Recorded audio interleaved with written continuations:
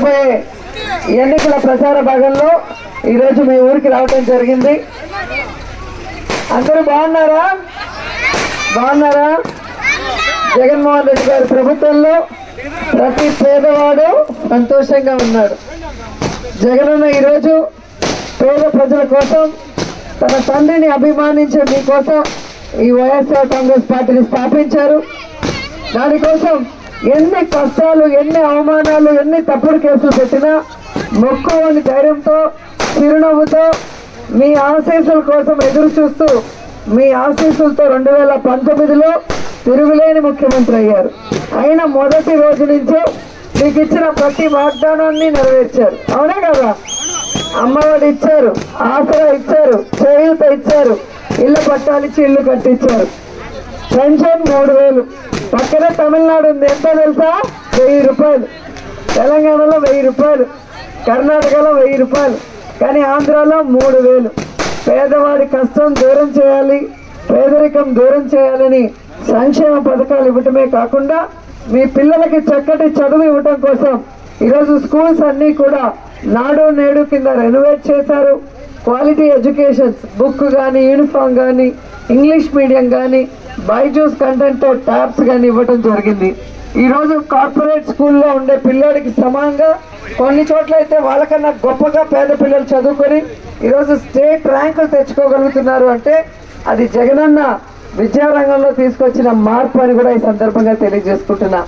అలాగే ఆరోగ్య సురక్ష ద్వారా ప్రతి గ్రామంలో, ప్రతి ఇంటిలో కూడా మెడికల్ టెస్టులు చేయించి బాగలేని వాళ్ళకి మెడిసిన్స్ ఇవ్వడమే కాకుండా సీరియస్గా ఉన్న వాళ్ళకి ఆరోగ్యశ్రీ కింద 5 లక్షల నుంచి 25 లక్షలకు పెంచి కుటుంబానికి మీకు భరోసా ఇస్తూ ఫ్రీ ఆఫ్ కాస్ట్ ఆపరేషన్స్ చేయిస్తున్నాం.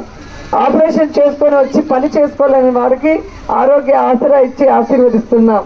ఇక పెన్షన్ మీ ఇంటికే, రేషన్ మీ ఇంటికే, సంక్షేమ పథకాలు మీ ఇంటికే, వాలంటీర్స్ మీ ఇంటికే, మంత్రులు మీ ఇంటికే. అంటే ప్రజల వద్దకి పరిపాలన, ప్రజల ఇంటి దగ్గరే వారి సమస్యలు తెలుసుకొని ఆ సమస్యల్ని దూరం చేయడమే ఈ సచివాలయ వాలంటీర్ వ్యవస్థ ముఖ్య ఉద్దేశం. కానీ చంద్రబాబు నాయుడు బీజేపీతో జతకట్టి 2 నెలలుగా ఈరోజు చూస్తే వాలంటీర్స్ పెన్షన్స్ ఇవ్వకూడదు అని చెప్పి పెట్టారు. కానీ ఈరోజు వాలంటీర్స్ ఇవ్వకపోవటం వల్ల మీరంతా ఎండల్లో మళ్ళీ ఆఫీసుల చుట్టూ తిరగాలి. ఎండల్లో ఎప్పుడు పెన్షన్ ఇస్తారో తెలియదు. ఇలాంటి కష్టం మీకు అవసరమా? మీ అన్న, మీ కొడుకు, మీ తమ్ముడు జగనన్న అన్నీ మీ ఇంటికే చేరుస్తున్నారు. అలాంటి ఒక మంచి పరిపాలన కావాలి, అన్నీ మళ్ళీ మీ ఇంటి వద్దకే రావాలి అంటే ఫ్యాన్ గుర్తుకు ఓటేయాలి. ప్రతి మనిషికి 2 ఓట్లు ఉంటాయి, ఒకటి ఎమ్మెల్యేకి, ఒకటి ఎంపీకి, 2 ఫ్యాన్ గుర్తుకే వేయాలి. ఎలా అయితే ఫ్యాన్ స్విచ్ చేస్తే చల్లటి గాలి వచ్చి మనకి సుఖంగా ఉంటుందో, పోలింగ్ బూత్లోకి వెళ్ళినప్పుడు ఈవీఎం మిషన్ మీద 3వ నెంబర్ మీద ఆర్కే రోజా అనే నా పేరు, నా ఫోటో, ఫ్యాన్ గుర్తుంటుంది. ఆ 3వ నెంబర్ మీద నొక్కితే ముచ్చటగా మీ ఆడపడుచు 3వసారి ఎమ్మెల్యే అవుతుంది, జగనన్న 2వసారి ముఖ్యమంత్రి అవుతారు. మీ ఇంటికి సంక్షేమం, అభివృద్ధి పరుగులు తీస్తుంది. మీరు బాగుంటారు, మీ ఊర్లు బాగుంటాయి, మన రాష్ట్రం కూడా బాగుంటుంది.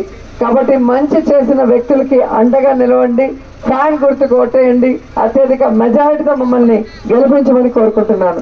జై జగన్, జై జై జగన్. ఫ్యాన్ గుర్తుకే, ఫ్యాన్ గుర్తుకే, జగనన్న నాయకత్వం. జై జగన్.